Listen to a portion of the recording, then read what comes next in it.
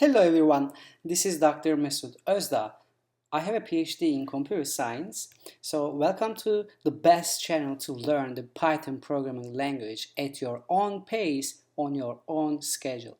Please subscribe to my channel and like my videos for more content in Python programming. Let's get started. Before we get started with how to code in Python, I want to show you how to install the Python on your machine.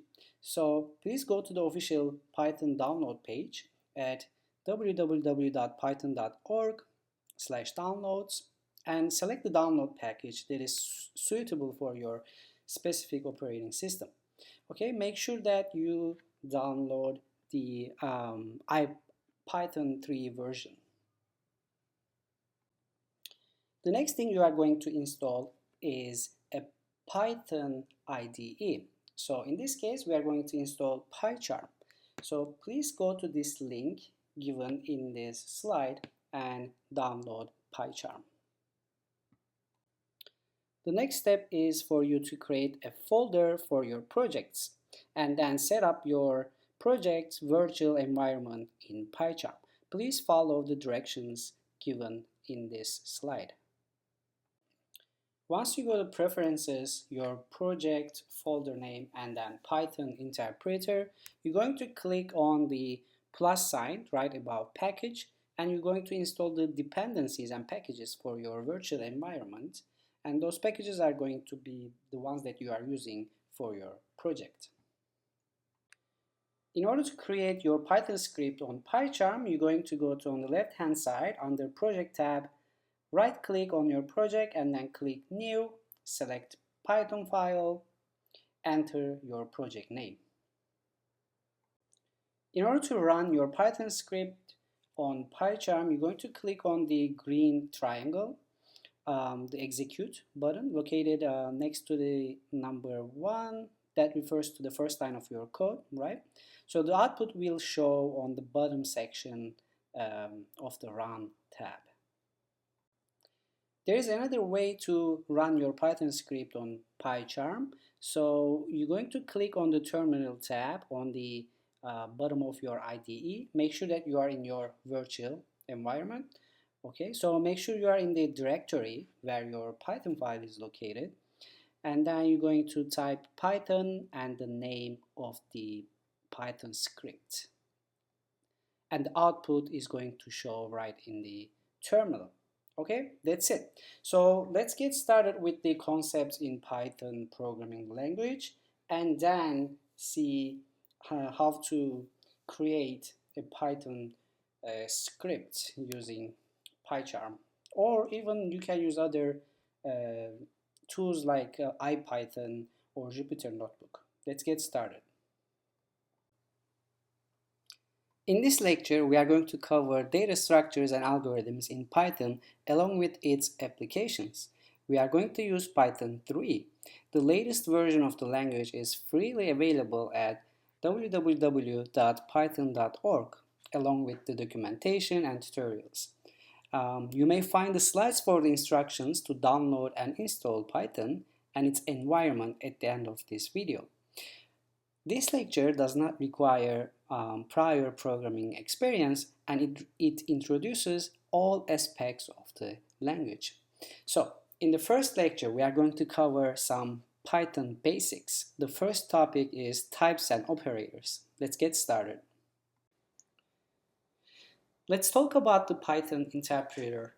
Python is an interpreted language, and commands are executed through the Python interpreter. The interpreter receives a command, evaluates that command, and reports the results of that command. A programmer defines a series of commands in advance and saves those commands in a text file known as a source code or a script. These files are created with the .py suffix, for example, demo.py, and commands are executed, like in this example, python demo.py. Many integrated development environments provide richer software development platforms for Python, including IDLE, which is Python's integrated development and learning environment. IDLE provides an embedded text editor with support for cross-platform that works mostly the same on Windows, Unix, and Mac OS. It provides Python shell window, which is an interactive interpreter with colorizing of code input, output, and error messages. It provides displaying and editing Python code. It also provides a basic debugger that allows us step-by-step execution of a program while examining key variable values. Here in this slide, we cover an example program. This code fragment presents a Python program that computes the GPA for a student based on letter grades that are entered by a user. Many of the techniques demonstrated in this example will be discussed in the remainder of this course. At this point, I just want to draw attention to a few high-level points for readers who are new to Python as a programming language. Python syntax relies on the use of white space. Individual statements are typically concluded with a new line character, although a command can extend to another line with a concluding backslash character. A block of code is indented to designate it as the body of a control structure, and nested control structures are increasing amounts of indentation. In this code fragment, the body of the while loop consists of the subsequent 8 lines, including a nested conditional structure. Comments are annotations provided for human readers, yet ignored by the Python interpreter. We use # for the comments. Python is an object-oriented language, and classes form the basis for all data types. Some of the Python's built-in classes are the integer class for integers, the float class for floating point values, and the string class for character strings. One of the most important of all Python commands is an assignment statement. Here in this example, we are assigning the identifier temperature to a floating point object value, which is 98.6. This command establishes temperature as an identifier, also known as a name, and then associates it with the object expressed on the right-hand side of the equal sign. In this case, a floating object with value 98.6. Identifiers in Python are case sensitive, so temperature with lowercase t and the temperature with capital T are distinct names. Identifiers can be composed of combination of letters, numerals, and Unicode characters, and they cannot begin with a numeral. So there are some reserved words that cannot be used as an identifier, such as false, true, class, import, and all are demonstrated here in this table. Python is a dynamically typed language, as there is no advanced declaration associating an identifier with a particular data type, as in this example, cash is equal to 0. An identifier can be associated with any type of object, and it can later be reassigned to another object of the same or different type, which is establishing an alias. Although an identifier has no declared type, the object to which it refers has a definite type. In our first example, the characters 98.6 are recognized as a floating point literal, and thus the identifier temperature is associated with an instance which is original here of the float class having that value. The temperature identifier has been assigned to a new value, as in this code, temperature +5, while original continues to refer to the previously existing value. The process of creating a new instance of a class is called instantiation. To instantiate an object, we invoke the constructor of a class. Here in this example, if there were a class named widget, we could create an instance of that class such as W is equal widget, assuming that the constructor does not require any parameters. If the constructor does require parameters, we might use a syntax such as W is equal widget and the parameters inside the parentheses. Many of the Python's built-in classes a literal form for designating new instances. For example, the command temperature 98.6 results in the creation of a new instance of the float class. The term 98.6 is a literal form. Python supports functions with a syntax where data is a parameter sent to the function. Here in this example, sorted is the function which is using the data, which is a list. Python's classes also define methods as known as member functions, which are invoked on a specific instance of a class using the dot operator.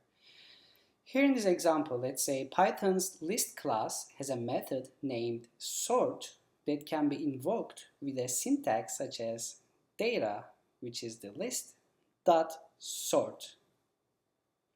The expression to the left of the dot identifies the object upon which the method is invoked. Often this will be an identifier, which is the data. This method rearranges the contents of the list so that they are sorted. Another example to invoke a method upon immediate result of some other operation is response.lower that starts with y. Here, response identifies a string instance. The syntax response.lower that starts with y first evaluates the method call lower, which itself returns a new string with the lowercase, and then applies the starts with y method is called on that intermediate string. Some of the built-in classes are immutable. So a class is immutable if each object of that class has a fixed value upon instantiation that cannot subsequently be changed. Some of these built-in classes are Boolean, integer, float, tuples, strings, and frozen sets. These are the immutable built-in classes. Lists, sets, and dictionaries are mutable. The Boolean class is used for logical values. True and false are instances of the Boolean class. The default constructor bool returns false. Numbers evaluate to false if they are 0, and they are true if it's non-zero. Sequences and other container types such as strings and lists evaluate to false if they are empty. It's true if they are non-empty. Here is an example. We assign x to true. Here I want to draw attention. This true is not string. It's the Boolean true. B is Boolean x. So we see that both x and b class types are Boolean. And when we print b, we get the output of true. The int class represents integer values. The integer constructor int returns 0 by default. This constructor can also construct an integer value based upon an existing value of another type. For example, if f represents a floating point value, the syntax int f in parentheses produces the truncated value of f. Here as an example, integer in parentheses 3.14 is going to equal 3. Integer negative value 3.9 is going to equal to -3. The constructor can also be used to parse a string that represents an integer. So if we have integer constructor and in parentheses we have the string 137, this string value is going to be equal to the the number, the integer value 137. And if we have a word in parentheses as a string, it's going to throw a value error. The float class represents floating point type. The floating point equivalent of 2 can be expressed as 2.0. On one other form of literal for floating point values uses scientific notation. For example, 6.22 E23 represents the mathematical value 6.022 multiplied by 10 to the power 23. The constructor float returns 0.0. When given a parameter, the constructor float returns the equivalent floating point value. Float 2 returns the floating point value 2.0. Float in parentheses in quotation mark 3.14 is going to return 3.14. Let's talk about the list class. A list instance stores a sequence of objects, that is, a sequence of references or pointers to objects in the list. Elements of a list may be arbitrary objects, including the non-object. Lists are array-based sequences, and a list of length n has elements indexed from 0 to n-1 inclusive. Lists have the ability to dynamically expand and contract their capacities as needed. Python uses the square brackets as delimiters for a list literal. The list constructor produces an empty list by default. List, which can be written as a list of comma-separated values between square brackets. The list constructor will accept any iterable parameter. List hello produces a list of individual characters inside the square brackets H, E, L, L, O. Here is an example for the list class. If we have the squares, which includes in square brackets 1, 4, 9, 16, and 25, like strings and all other built-in sequence types, lists can be indexed and sliced. So square 0 is going to return the first element of the list. Square -1 is going to return the last element of the list. Square brackets with a colon returns a copy of the list. Lists also support operations like concatenation with a plus sign, as in this example we are adding another squares of numbers to the list that we had previously.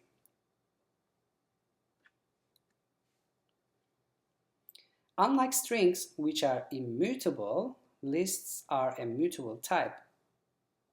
So it is possible to change their content. As in this example, we are changing the fourth element, 65, with 64 here. Let's have a look at other methods that we can use for the list class.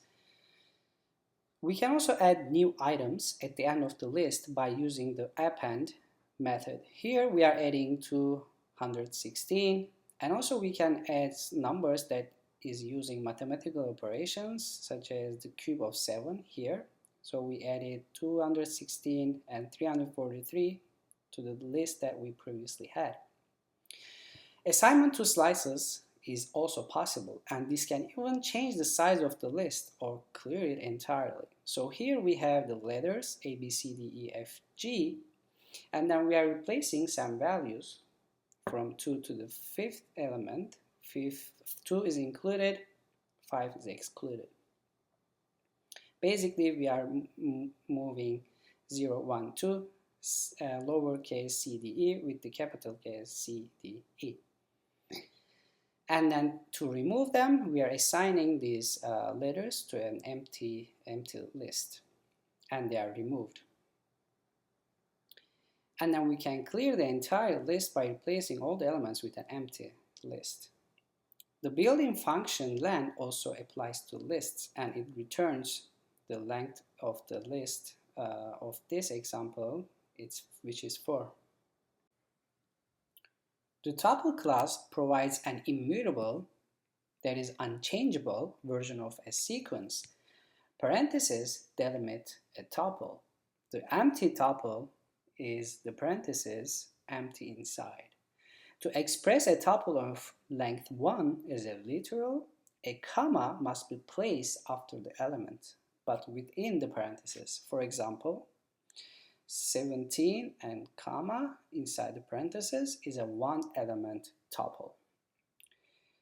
Another example, let's say we have a tuple 1, as in this example, we can see that tuple class types can be anything as a string, integer, boolean class, another integer, and a string, as you see. Here are some tuple examples in Python. A tuple consists of a number of values separated by commas. Here, the first element of this tuple t is 12,345. On output tuples are always enclosed in parentheses, so that nested tuples are interpreted correctly. They may be input with or without surrounding parentheses, although often parentheses are necessary anyway. It's not possible to assign to the individual items of a tuple, as in this example, T088888. However, it's possible to create tuples which contain mutable objects such as lists. Here in this example, we should pay attention. We have empty tuple, as in empty parentheses, and we have singleton as a string hello, and after that we have a comma. So the length of empty tuple is 0, the length of singleton tuple is 1. And when we want to have the output of singleton, it's hello with a comma inside the parentheses. String literals can be enclosed in single quotes or double quotes. A string can also begin and end with 3 single or double quotes if it contains new lines in it. Basically, in this example, we are going to have 3 lines of sentences as an output. Python strings cannot be changed since they are immutable. Therefore, assigning to an indexed position in the strings is going to result in an error. So if we have a word string, let's say as hello, the first element of that word 0, if we assign it to a capital J string, we are going to have an error. Here are some string examples in Python. Let's say we have a string s, as in this example. The print function produces a more readable output, as you see, by omitting the enclosing quotes and by printing escaped and special characters. Strings can be concatenated with the plus operator and repeated with asterisk, as in this example. Strings can be indexed with the first character having index 0. So if we have the word Python, the first element of this string is going to be the capital P, and the last element of this string is going to be N. Indices may also be negative numbers to start counting from the right. So the last character, if we want to get, we basically write word -1. It's going to output the N in the word Python. and -6 is going to be the first character of this string, which is the capital P. Slicing is also supported in the string class. While indexing is used to obtain individual characters, slicing allows you to obtain substring. Here in this example, if we have word 0, 2, it's the characters from position 0 included to position 2 excluded. So we get output as PY. Slice indices have useful defaults. An omitted first index, as in this example, defaults to 0. An omitted second index, as in this example, defaults to the size of the string being sliced.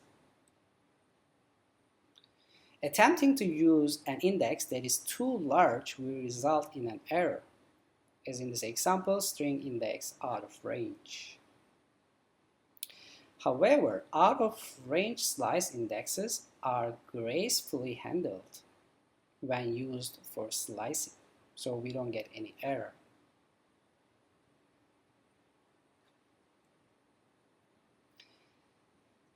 And we use the length function to get the length of the string. The set class represents an unordered collection of elements without duplicates. For example, it's used for membership testing. Only instances of immutable types can be added to a set, such as integers, floating point numbers, and character strings. Python uses curly braces as delimiters for a set. For example, the number 17 inside the curly braces has one element set.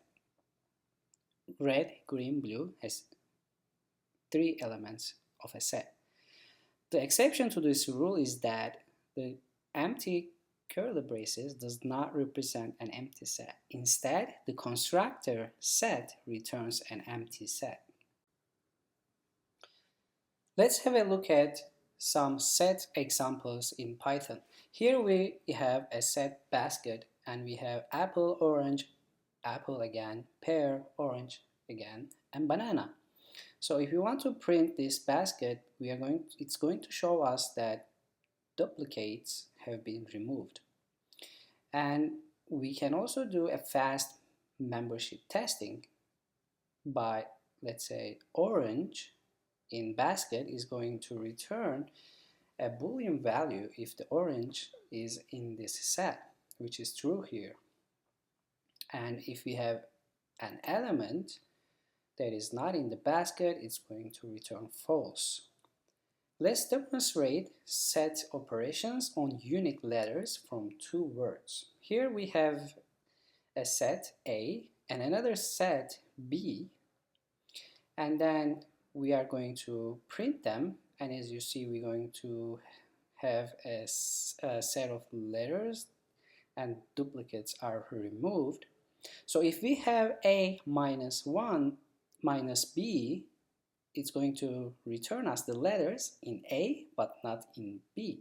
If we have A or B, it's going to return us the letters in A or B or both. A and B is going to return us letters in both A and B. A have B is going to return the letters in A or B, but not both. The dict class represents a dictionary or mapping from a set of distinct keys to associated values. Sequences are indexed by a range of numbers. Dictionaries are indexed by keys. The literal form, the curly braces, produces an empty dictionary. An unempty dictionary is expressed using a comma-separated series of key-value pairs. For example, the dictionary GA Irish, DE German maps GA to Irish and DE to German. Alternatively, the constructor accepts a sequence of key-value pairs as a parameter, as in this example, Let's have a look at this example that has dictionaries in Python. So here in this example we have a dictionary called tel that saves phone numbers for each person. In this example we have two people as keys, Jack and Sabe, and their numbers. And now if you want to add another person with the number, we can call it this way, with the square brackets, the name of the person as a key, and then assign it to a phone number here, 4127. And then the new dictionary tel is going to return as in this output. And we can call a number of a person, calling that person as a key in tel dictionary. We can delete a person number and himself by calling the del function. And then we can add another person with assigning its name, their name, and the phone number. Performing list for a dictionary returns a list of all the keys used in that dictionary. In insertion order, if we want it sorted, we can just use sorted method instead. To check whether a single key is in the dictionary, we can use in keyword.